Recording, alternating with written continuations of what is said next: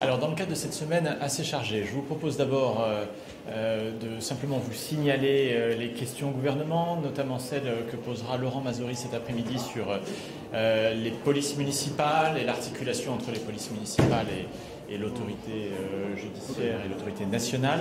Il y aura aussi une question au gouvernement posée par Olivier Servat que je vous propose d'écouter. Merci Harold, bonjour à toutes et à tous. Demain, une question. Nous avons, il y a 10 jours, connu un drame en Guadeloupe. 5 jeunes sont morts en même temps dans une voiture.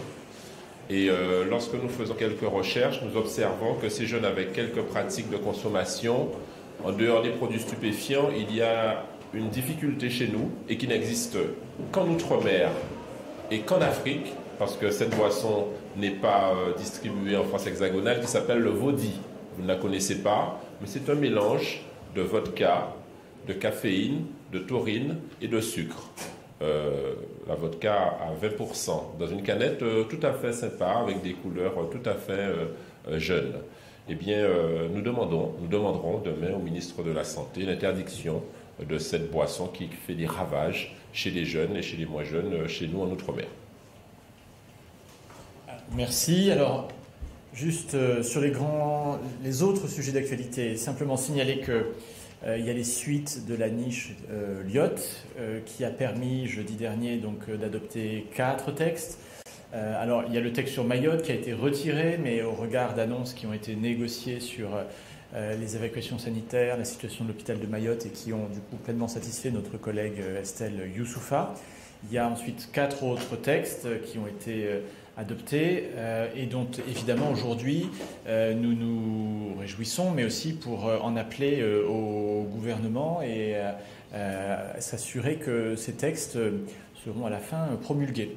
Alors s'agissant de l'urbanisme et du logement, on a une perspective, donc on passera au Sénat le 16 juin avec une commission mixte paritaire le 23 juin à une promulgation avant l'été, ce qui résulte du fait que parmi les dispositions qu'on a intégrées, il y en avait une qui est indispensable pour les écoles de Marseille et donc qui est nécessaire, qui doit être promulguée avant le 1er août, donc ce qui tire l'ensemble du texte. Pour les autres, la mortalité infantile qui a fait pas mal de bruit dans les médias, la médaille de la valeur des sapeurs-pompiers et la pédocriminalité de notre collègue Nejlen. Il y a aujourd'hui, sachant les avis partagés, voire mitigés du gouvernement sur au moins 2 de ces 3 textes, voilà, la demande du groupe Lyotte, c'est qu'elle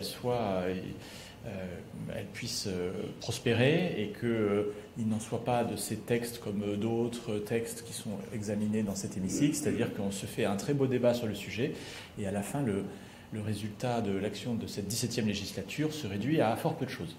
Alors, on a prévu de réserver du temps également, un temps conséquent pour vous écouter sur les 2 textes qui dominent l'activité parlementaire aujourd'hui. Il y a le texte Duplon qui a fini son parcours en commission et qui s'apprête à commencer son temps dans l'hémicycle avec une position du groupe Lyotte qui doit être une position d'équilibre. Alors il y a des avis partagés au sein du groupe, mais il y a une volonté quand même que ce texte aboutisse d'abord. Et aujourd'hui, c'est un point important parce que le risque d'obstruction, notamment de la part d'une partie de la gauche, aurait des conséquences ravageuses pour les agriculteurs. Et alors sur le fond du texte, une nécessaire position d'équilibre, puisque le débat est souvent caricaturé, aux dépens d'ailleurs des agriculteurs, mais il y a aussi des points qui pour nous sont assez intangibles, notamment le rôle de la science et l'indépendance des autorités qui en sont les garants. Et puis on aura aussi un temps sur la loi fin de vie dont Laurent Pagny-Fous est rapporteur, qui progresse dans l'hémicycle de jour en jour, avec à la vitesse d'un régiment au milieu de l'été 1916 à Verdun, c'est-à-dire avec beaucoup de pertes et très peu de temps gagné. Il reste toujours plus de 1500 amendements, mais là aussi avec une inquiétude qui est celle que le texte aujourd'hui est en train alors de se rééquilibrer, mais même au-delà, de se fermer progressivement sur certains points, ce qui appelle à la mobilisation des parlementaires, mobilisation qui est difficile dès lors que le gouvernement a décidé concentrer les débats, y compris les week-ends et les samedis et en séance de nuit. L'adoption de l'article 3 en séance de nuit, dans la nuit du samedi au dimanche, est quand même, sur un texte de cette importance, un symbole qui n'est absolument pas positif. Donc peut-être je laisse la parole à Laurent sur la fin de vie, ou soit il y a des questions directement sur ces deux textes. Je donne la parole. Oui, Harold a bien résumé la situation sur la question de la fin de vie. On a passé les 4 premiers articles, on va terminer le 4e aujourd'hui. Sur la création du droit, sur les critères d'accès au dispositif, avec du coup une caricature que j'entends dans les médias que je veux dénoncer. Harold l'a dit, Evart, il n'est absolument pas vrai que le texte va glisser et qu'on ouvre une boîte de Pandore. Il est en train de se passer exactement le contraire en séance, c'est-à-dire que des critères sont non seulement maintenus, mais même renforcés. Je pense aux souffrances psychologiques notamment. Je pense à la question de l'auto-administration qui est redevenue la règle, avec une exception pour l'administration par un professionnel de santé. Donc je ne veux pas laisser courir les caricatures que je peux entendre dans certains médias ou de la part de certains députés ici.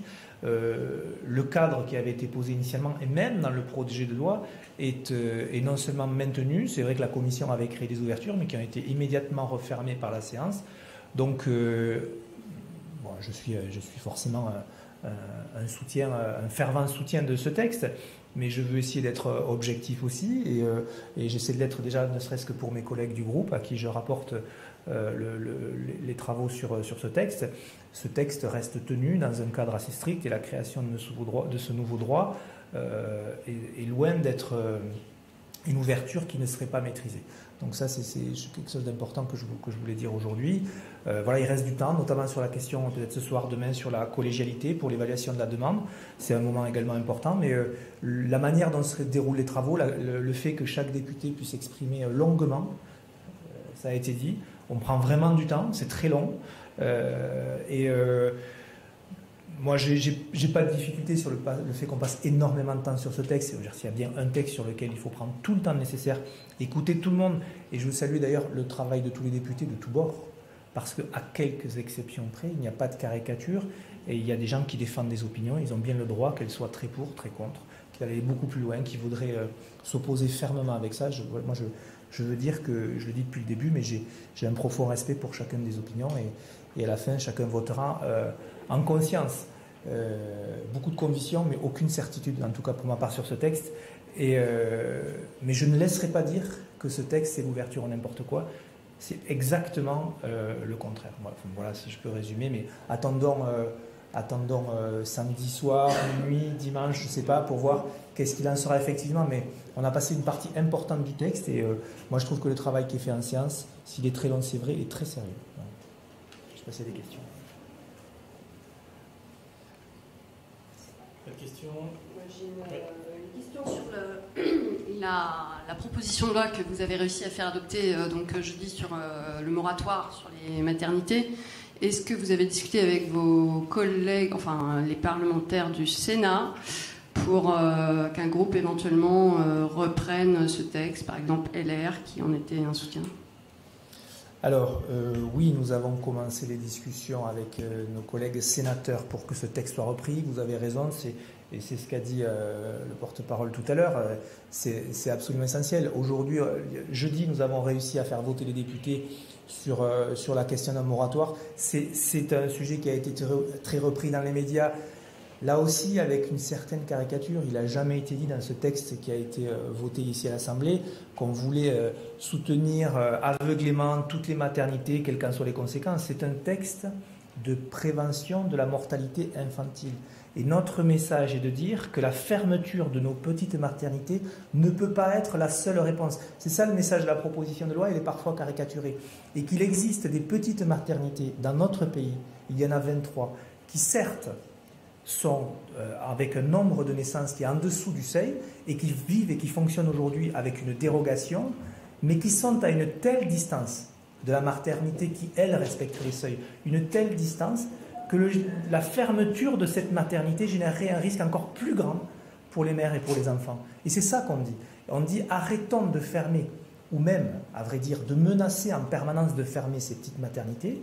Prenons le temps, le moratoire 3 ans, pour avoir des critères objectifs et des critères sérieux qui disent effectivement la seule règle, c'est la sécurité des mères et la sécurité des nouveau-nés.